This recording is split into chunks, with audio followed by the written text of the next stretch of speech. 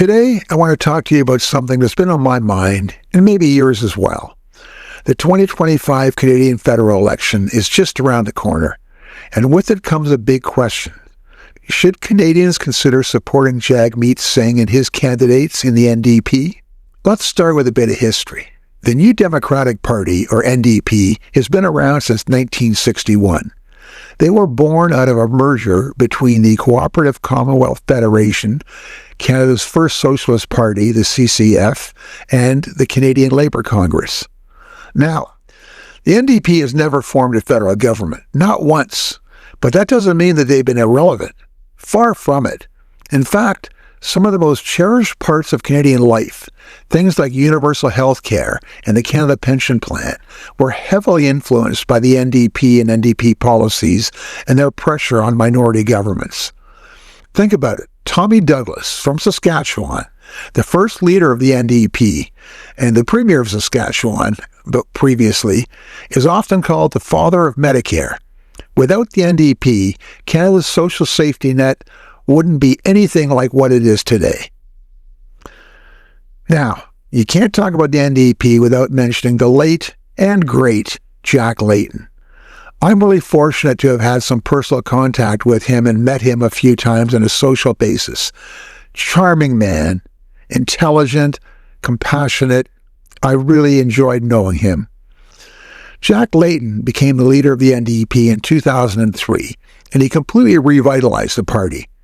He was charismatic, hopeful, and driven by compassion, qualities that connected with everyday Canadians. Layton's biggest breakthrough came during the 2011 federal elections, when the NDP made history by winning 103 seats and becoming the official opposition for the first time ever. The Orange Wave, as it came to be known, swept through Quebec and other parts of the country. Layton's success wasn't just about politics. It was about trust. Canadians believed in his vision for a more inclusive, compassionate country. Sadly, we lost Layton just months after that election, and his passing was a huge blow to the NDP, but his legacy still shapes the party today. Jagmeet Singh, in some ways, has tried to carry forward Layton's message of hope and fairness. The question is, can he replicate any of Layton's success in 2025? Today, the Canadian political landscape looks, well, let's say complicated. Justin Trudeau's Liberals are struggling to maintain any footing at all. He resigned at the end of the year, and the Liberal Party is going through a leadership race right now. Meanwhile, Pierre Poilievre's Conservatives are riding a wave based on the frustration and anger of Canadians. And the NDP under Jagmeet Singh, they're fighting to remain relevant. On a national basis, there's always been a joke about the NDP. They are always the bridesmaid and never the bride. And a lot of Canadians are wondering if they're even invited to the wedding this time. Jagmeet has been leading the NDP since 2017. He's a charismatic, progressive leader, but the NDP has struggled to break through federally. They've been stuck in a bit of a rut, hovering around third place in the polls, and losing support as the weeks go on. But here's the kicker. In minority governments, the NDP has played a critical role. Looking at the past years, Singh's party has pushed the Liberals to implement policies like dental care for low-income Canadians, more affordable housing initiatives, and that's the NDP's sweet spot, pushing larger parties to do the right thing. So, why should Canadians consider supporting the NDP? For one, they're the most progressive party we have in Canada. They openly call themselves social democrats, and they're not afraid to tackle big issues: climate change, income inequality, affordable housing, healthcare expansion, you name it. They also represent something very refreshing in politics, a focus on people over profits. The NDP policies tend to prioritize everyday Canadians over corporate interests, which is very rare in today's political climate. Let's not forget their track record. Even without forming a government, they've been instrumental in shaping Canada for the better. Imagine what they could do if they had even more electoral success and influence. Of course, it's not all sunshine and rainbows, and supporting the NDP has its challenges and drawbacks. For one, their federal reach has limits. While they've had success and actually formed provincial governments over the years in British Columbia, Manitoba, Saskatchewan, Nova Scotia, heck, even Alberta and Ontario, other than Jack Layton's Orange Wave in 2011, they've struggled to break through federally on a national level. There's also always the talk about the risk of vote splitting. Many Canadians fear that voting for the NDP could split the progressive vote and hand a win to the Conservatives, and that's a tough pill to swallow for some. And finally, there's a question of leadership. While Jagmeet Singh is very popular amongst younger voters and progressive, he's yet to prove that he can bring the NDP to the next level. Before we go further, I want to talk about the big lie that's been spread by Pinocchio Poilievre and the Conservatives. It's this ridiculous claim that Jagmeet Singh has kept the Liberal Party in government solely because he wants to get his pension, which becomes vested in early 2025. That is ridiculous and insane. And once again, the dirty politics of Pierre Poilievre, it's ridiculous. The truth is, Jagmeet Singh has supported the Liberal Party. Number one, because they've put through a number of the policies and programs that the NDP has asked for. And number two, Jagmeet realizes that if he doesn't support the Liberals, there's a very good chance that Pierre Poilievre would become the Prime Minister. And, he's not a fool. He's not going to let that happen. So, everybody, all of Poilievre's trolls are running around saying, Jagmeet wants his pension. That is just fabrication.